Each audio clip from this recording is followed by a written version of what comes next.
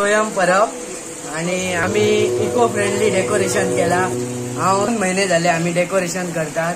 फुल आमची Ram Parab family decoration करता आणि आम्ही इको फ्रेंडली करता आणि वर्षाच्या वर्षा करता आणि न्यू थीम करता।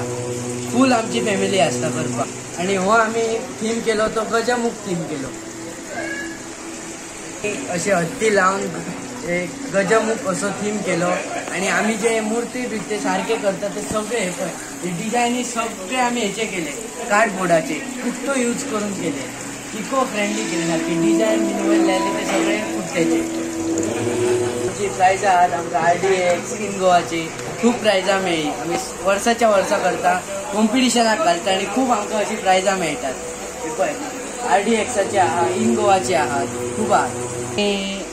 देवघर करतो डेकोरेट, हॉल करतो, भायली आमची पडी वसरो जो आहात तो सुद्धा करतो आणि फुल फॅमिली आमची मेहनत करता आणि आमची हे असे डेकोरेशन करता।